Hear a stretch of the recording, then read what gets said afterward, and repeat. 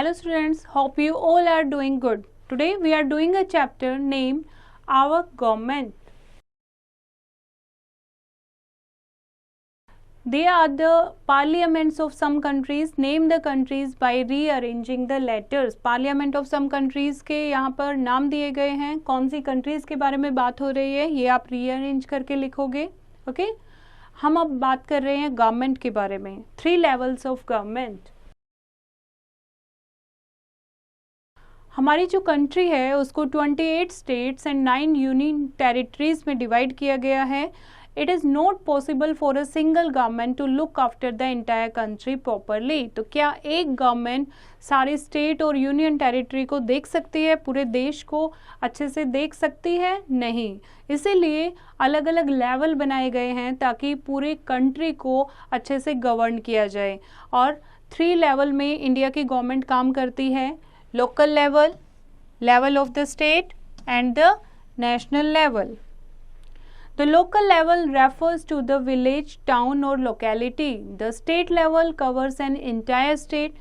The national level refers to the government for the entire country. When different government work at different levels, it brings the government closer to the people. Local जो government है वो गांव, town और locality एक जगह की, थोड़ी जगह की जो लोग हैं उनका वेलफेयर करती है, उनके बारे में देखती है. और स्टेट लेवल पूरे स्टेट की रिस्पॉन्सिबिलिटी होती है. और नेशनल लेवल जो गवर्नमेंट होती है वो पूरे देश के लोगों का वेलफेयर देखती है.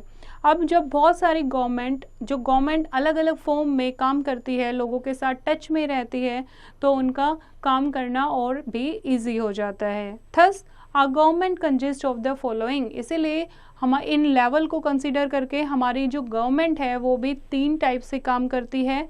एक सेंट्रल यूनियन गवर्नमेंट जो पूरी कंट्री के लिए है and it is based in the capital new Delhi, और न्यू दिल्ली से रूल करती है, पूरे कंट्री को लुक आफ्टर करती है, that is central government. State government जो अलग अलग स्टेट की अलग अलग गवर्नमेंट है. थर्ड इज लोकल गवर्नमेंट जो अलग अलग कम्युनिटी, टाउन, विलेज की लोकल गवर्नमेंट है. Urban areas are governed by municipal corporations or municipal councils, and rural areas are governed by panchayati raj institutions such as the जिला परिषद and ग्राम पंचायत. शहरों का जो एरिया है, वहाँ की जो कॉलोनीज़ हैं, लोकेशंस हैं, वो म्यूनिसिपल कॉरपोरेशन गवर्न करती है. और जो रूरल एरियाज़ हैं, गांव के जो एरिया हैं, वहाँ पर पंचायत सिस्टम होता है. Okay now relationship between the centre and the state. ये जो गवर्नमेंट है अलग अलग लेवल में डिवाइड किया गया है, लेकिन इनके बीच में एक लिंक है, एक रिलेशनशिप है. अब रिलेशनशिप क्या है सेंटर और स्टेट गवर्नमेंट के बीच में? The responsibility of governing the country is divided between the central and the state government. पूरे कंट्री को गवर्न करने की जो रिस्पॉन्सिबिलिटी है वो सेंट्रल गवर्नमेंट और स्टेट गवर्नमेंट को दी गई है. Certain responsibilities concern the country as a whole. The defence of our borders or our relationship with other countries are the responsibilities of the central government. जो भी हमारा डिफेंस सिस्टम है और जो दूसरी फॉरेन कंट्रीज़ के साथ हमारे क्या रिलेशनशिप हैं, इनकी रिस्पॉन्सिबिलिटी किसके ऊपर है? सेंट्रल गवर्नमेंट के ऊपर.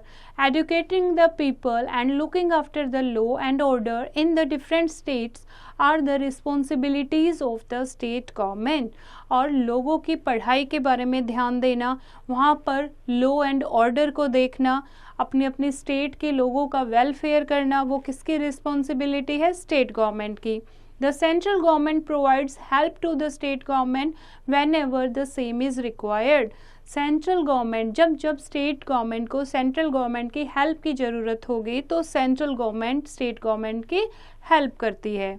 The relationship between the different levels of government and the responsibilities of each have been laid out in our constitution. और हमारे कॉन्स्टिट्यूशन में इनकी क्या ड्यूटीज़ हैं गवर्नमेंट की और इनके बीच में क्या रिलेशनशिप है उसको अच्छे से डिफाइन किया गया है. Now what is central government? The central government क्या करती है, makes law for the whole country, पूरे देश के लिए कानून बनाती है। This law making body is known as the parliament, और लॉ मेकिंग बॉडी को क्या कहते हैं, पार्लियामेंट कहते हैं। पार्लियामेंट में प्रेसिडेंट ऑफ इंडिया होता है और 2 हाउसेज होते हैं, Lok Sabha and Rajya Sabha. What is Lok Sabha, Lok Sabha is lower house and Lok Sabha is the lower house of the parliament. The members of the Lok Sabha are directly elected by the people for a period of 5 years. जो हम vote करके leader elect करते हैं वो लोकसभा के member होते हैं जिनको 5 साल के लिए हम चुनते हैं। It is therefore called the House of the People. The Speaker ensures the smooth proceeding of the House. इसीलिए इस लोअर हाउस को हाउस ऑफ द पीपल भी कहते हैं, किसको, क्योंकि हम लोग उसको खुद इलेक्ट करते हैं लीडर्स को, और लोकसभा का जो स्पीकर होता है वो उसके हाउस की अच्छे से प्रोसीडिंग चल रही है उसको टेक केयर करता है। Any citizen of India about 25 years of age can contest the elections for the Lok Sabha. कोई भी इंडिया का सिटीजन जिसकी उम्र 25 साल से ऊपर है वो लोकसभा का लीडर बन सकता है, लोकसभा का नेता बन सकता है। Citizens of India above 18 years of age can vote in the general elections to elect the members of the लोक सभा। और 18 साल से ऊपर जो भी इंडियन सिटीज़न हैं उनको वोट का अधिकार होता है, जनरल इलेक्शंस में वो वोट देकर लोकसभा का मेंबर चूज़ करते हैं। In order to ensure that the elections are fair, the country has been divided into constituencies. Elections जो हैं वो बहुत फेयरली होने चाहिए, उनमें कोई भी धोखाधड़ी नहीं होनी चाहिए। इसीलिए इलेक्शंस के टाइम पर कंट्री क्या करती है, अलग अलग कॉन्स्टिट्यूंसी में कंट्री को डिवाइड कर देती है। The constituencies vary in sizes but all have रफली the same population. There are 543 constituencies in the Lok Sabha, और ये कॉन्स्टिट्यूएंसी जो हैं इनका साइज डिफरेंट हो सकता है लेकिन वहाँ पर रहने वाले लोगों की जो नंबर ऑफ पीपल है वो ऑलमोस्ट सेम होता है। अभी जो लोकसभा में कितनी कॉन्स्टिट्यूएंसीज हैं टोटल, 543 कॉन्स्टिट्यूएंसी हैं। Candidates fight against one another in elections. The candidate with the highest number of votes is declared as elected. और बहुत सारे कैंडिडेट्स इसमें खड़े होते हैं, उम्मीदवार खड़े होते हैं इलेक्शंस में। जिस उम्मीदवार को सबसे ज़्यादा वोट मिलते हैं वो इलेक्शन जीत जाता है। Come to the fact file. The Constitution of India was drafted by the Constituent Assembly. It was adopted on 26 November 1949 and came into force on 26 January 1950.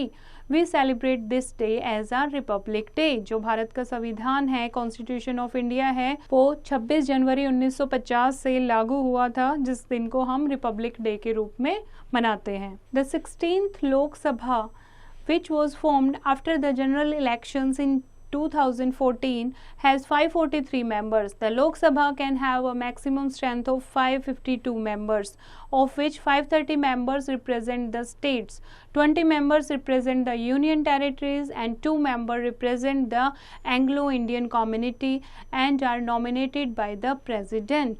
Total कितने मेंबर होते हैं, 552 मेंबर होते हैं, जिसमें से 530 मेंबर स्टेट्स के होते हैं, 20 मेंबर यूनियन टेरिटरी के होते हैं और 2 मेंबर होते हैं जो एंग्लो इंडियन कम्युनिटी को रिप्रेजेंट करते हैं, जिनको प्रेसिडेंट नॉमिनेट करता है। Now what is Rajya Sabha? Rajya Sabha is the upper house and its members are not elected directly by the people. यहाँ वोटिंग करके लोग इलेक्ट नहीं करते हैं इन मेंबर्स को। Members of the state legislative assembly and union territories elect them. There can be a maximum of 250 member in the Rajya Sabha. जो member Lok Sabha के जो मेंबर होते हैं जिनको हम इलेक्ट करते हैं वो लोग राज्यसभा के मेंबर्स को इलेक्ट करते हैं। टोटल 250 मेंबर्स होते हैं राज्यसभा में। Of these 238 members are elected members and 12 members are nominated by the president of India. जिसमें से 238 मेंबर जो हैं वो इलेक्टेड होते हैं और 12 मेंबर जो होते हैं उनको प्रेसिडेंट इलेक्ट करता है। The members of the Rajya Sabha are elected for a term of 6 year. Lok Sabha में 5 साल के लिए होते हैं मेंबर्स और राज्यसभा में they are elected for the term of 6 year. 1/3 of its members retire every 2 year और 1/3 of member जो हैं राज्यसभा के वो हर 2 साल में रिटायर हो जाते हैं। They are replaced by the new members and the vice president of India is the chairman of the Rajya Sabha और जो इंडिया का वाइस प्रेसिडेंट है वो क्या होता है, राज्यसभा का चेयरमैन होता है। Now who is president? The President of India is not elected by the people directly. The members of the Lok Sabha and the Rajya Sabha and the state assemblies elect the President of India. जो भी लोक सभा, राज्य सभा और state assembly के जो member होते हैं वो प्रेसिडेंट को चुनते हैं। He she is the head of the country and is elected for a term of 5 year और वो head of the country होते हैं जिनको 5 साल के लिए चुना जाता है। The Vice President is elected for 5 years by the members of the Lok Sabha and the Rajya Sabha. जो Vice President होते हैं उनको भी members of लोक सभा एंड राज्य सभा 5 साल के लिए elect करते हैं। The minimum age to become the President of India is 35 year और President बनने के लिए कितनी एज होनी चाहिए कैंडिडेट की? 35 years. Now who is Prime Minister? Prime Minister and their Council of Ministers. After the general election, which is generally held after every 5 years, the political party that gets the maximum number of seats forms the government. The President of India swears in the leader of that party as the Prime Minister. जैसे कि हर एक 5 साल के बाद elections होते हैं तो जो पार्टी इलेक्शन जीत जाती है, जिसके सबसे ज़्यादा वोट मिलते हैं, ज़्यादा उम्मीदवार होते हैं, वो उन्हीं में से एक जो मेंबर है उसको प्राइम मिनिस्टर बनाते हैं। The prime minister is the head of the government and all powers rest in his or her hand. Head of the government होता है प्राइम मिनिस्टर, जितने भी पावर होती है वो सारी प्राइम मिनिस्टर के हाथ में होती है। Prime minister is helped in the discharge of his or her functions by a specially chosen group of ministers. Prime minister किसी को भी हेल्प कर सकता है, किसी भी मिनिस्टर की हेल्प कर सकता है। These ministers look after separate departments of the government such as defense. Prime minister अलग अलग लोगों को इलेक्ट करता है, एक ग्रुप ऑफ मिनिस्टर्स बनाता है, काउंसिल ऑफ मिनिस्टर जिसको बोलते हैं, जिसमें अलग अलग डिपार्टमेंट उन लोगों को दिया जाता है, जैसे कि defence, health, agriculture, industry and finance. The prime minister and these minister make up the council of ministers और जो प्राइम मिनिस्टर हैं और उनके जो बाकी डिपार्टमेंटल मिनिस्टर हैं वो मिलके क्या बनता है? Council of ministers. Now come to the next, that is state government. Every state has a legislative assembly. It makes laws for the state. The members of the legislative assembly, MLAs, are elected by the people who are more than 18 years of age. They are elected for a term of 5 years. Legislative assembly, हर एक state में legislative assembly होती है जो कि उस state के लिए कानून बनाती है और MLAs जो होते हैं यानी लेजिस्लेटिव असेंबली के जो मेंबर होते हैं उनको हम वोटिंग से इलेक्ट करते हैं। जो लोग 18 साल से अबव होते हैं वो वोट दे सकते हैं और 5 साल के लिए MLA को चूज़ करते हैं। The governor is the head of a state और स्टेट का हेड कौन होता है? Governor. He she is appointed by the president of India और कौन अपॉइंट करता है गवर्नर को? President of India. A governor serves for a term of 5 year और गवर्नर भी कितने साल के लिए अपॉइंट होता है? 5 ईयर्स के लिए। After the assembly elections, the governor invites the leader of the party which has got the maximum seats in the legislative assembly to form the government. और assembly elections के बाद जो गवर्नर हैं वो लीडर को invite करता है ताकि मैक्सिमम सीट उसे मिल सके। The leader of the majority party become the chief minister of the state और जो लीडर होता है मेजोरिटी पार्टी का वो क्या बन जाएगा? स्टेट का chief minister. Now come to the next, that is courts. If any citizen of India feels that his or her fundamental rights are being denied, he or she can approach the court for justice. अगर किसी भी citizen को ये लगता है कि उसके fundamental rights उससे छीने जा रहे हैं या कोई उसको मना कर रहा है, तो वो डायरेक्टली कोर्ट के पास जा सकता है, न्याय की मांग कर सकता है. The supreme court located in new Delhi is the highest court of the country. पूरी कंट्री का हाईएस्ट कोर्ट कौन सा है? सुप्रीम कोर्ट, जो कि दिल्ली में लोकेटेड है. It's decision on any matter is final. किसी भी मैटर पर जो सुप्रीम कोर्ट का डिसीजन है वो फाइनल होता है.